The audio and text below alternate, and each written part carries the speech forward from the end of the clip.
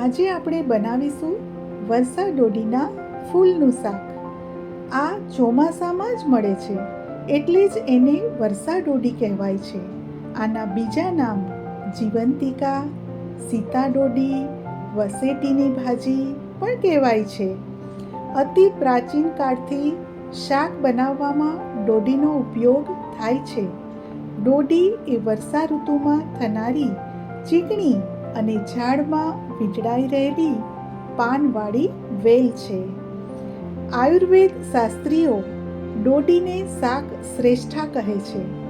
આ ડોડીના ઔષધીય ગુણોનો ચરક સંહિતામાં પણ ઉલ્લેખ છે.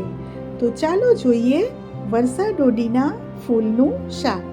અહીંયા 250 ગ્રામ ફૂલ મને મળ્યા છે, સાથે એના પાન પણ છે. જુઓ, આ ડોડીનું પાન છે.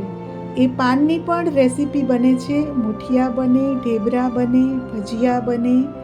તો એને મેં ધોઈ અને કોરી કરી લીધી છે. તેલ, જીરું અને એમાં લસણ સાંતળી લઈશું.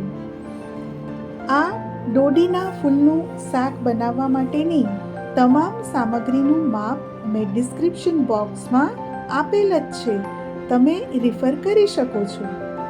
હવે મેં ડુંગળી નાખી દીધી છે. હવે આ ડુંગળીને આપણે ત્યાં સુધી સાંતળીશું કે જ્યાં સુધી એ ગોલ્ડન બ્રાઉન ના થાય. તો ત્યાં સુધી સારી રીતે ડુંગળીને સાંતળીશું. અહીંયા મેં આદુના ઝીણા ઝીણા ટુકડા લીધા છે, એ પણ એડ કરી દીધા છે.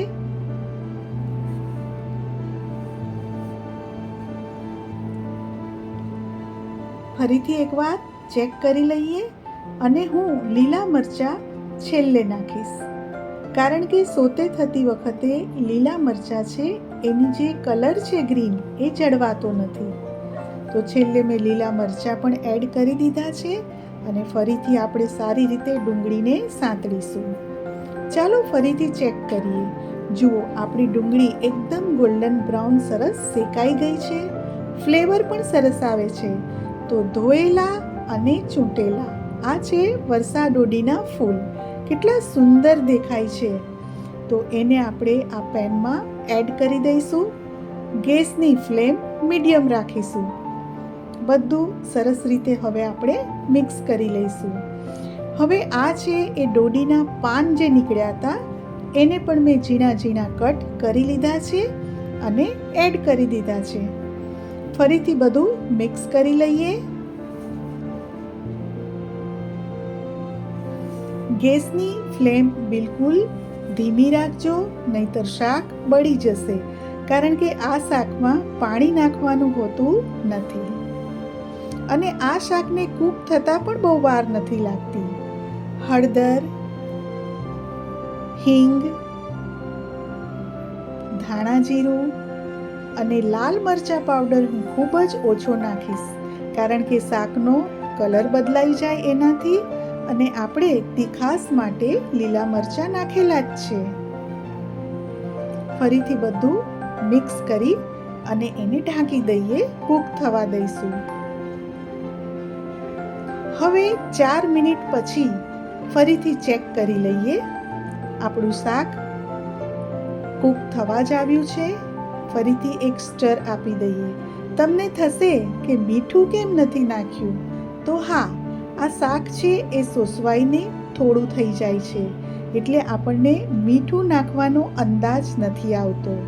ડુંગળી પણ સોસવાઈ જાય અને આ શાક પણ સોસવાઈ જાય, એટલે હું આમાં મીઠું છેલ્લે નાખીશ. ચાલો ફરીથી શાકને ચેક કરી લઈએ. તો શાક આપણું કૂક થઈ જ ગયું છે. તો હવે આપણે આમાં છેલ્લે મીઠું એડ કરીશું. તો કેટલું બધું શાક હતું અને સોસવાઈને આટલું જ થઈ ગયું. તો એ માપે જ આપણે મીઠું નાખવાનું છે. ગરમ મસાલો એડ કર્યો છે. સરસ રીતે બધું મિક્સ કરી લઈશું.